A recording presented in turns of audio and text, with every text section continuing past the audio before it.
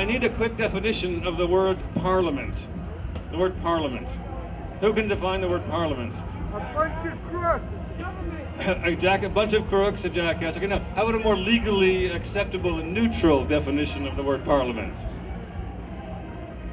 What happened to civic education in Canada, right? In high school, you know this, right? Parliament is what? Representation. The House of Commons plus the Senate. They're two bodies of deliberation. Why are they called Parliament? As with parler, en français, to parler, to speak, right? It's the public places to speak. So Parliament in Canada means the two bodies where public policies are made by speaking. That's House of Commons, where you elect representatives, and then the Senate. Okay. Now, the judge in the case in question said, unless Parliament puts in place a new law, there will be no law. But Parliament never put in place a new law. Nobody in Parliament has ever asked each other or the Canadian people, where should we draw the line between the sick, the permitted, and the not permitted? This has never taken place since 2008. Find me a reference in Hansard. So, I am a great opponent of the idea that prohibiting marijuana is good, but I also have this perhaps a weird view that it's not even a law anymore. It's not even a valid law on the books. Now, having said this in public, I had a student once who said, yeah, that's fine, that's very fine, but you know, people are still getting arrested. I said, true, they're getting arrested, and be careful. But my brother got arrested. Can you help him? I said, well, I can't help everybody, but I'll try. Since he's your brother, I'll try for him. And so I got some help, and I put together a case, and we won the case.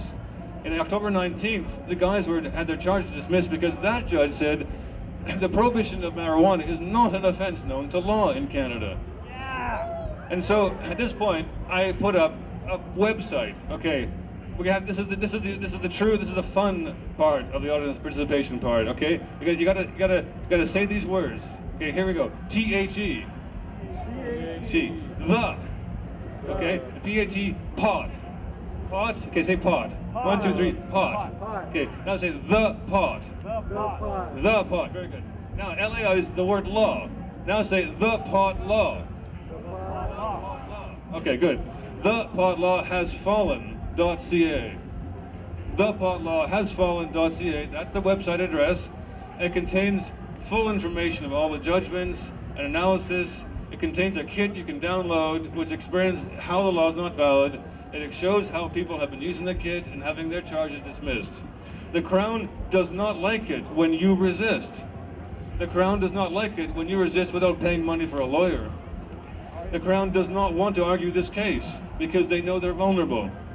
And so what I'm hoping you will do, because I'm gonna hand around these bits of paper, is that you pass these around, pass the word around, pass the information around, pass it around on Facebook. People should know that it's the government who's not obeying the rule of law. When somebody accuses you, like a police officer, well, that's not within the law. I say, I'm sorry, sir, the law is invalid. What's not within the law is you're detaining me without a law to justify that. And if you don't have a law behind you, then I'm going to sue you for false arrest. And we're now starting class action proceedings to get people who were falsely convicted, falsely arrested, falsely charged to sue the authorities for the continued harassment of the Canadian cannabis culture, because it is not based in law. And when we resist and when we feel that we're being subversive, keep in mind that we are upholding the Constitution, but it's the prosecutor and the government who are subverting it.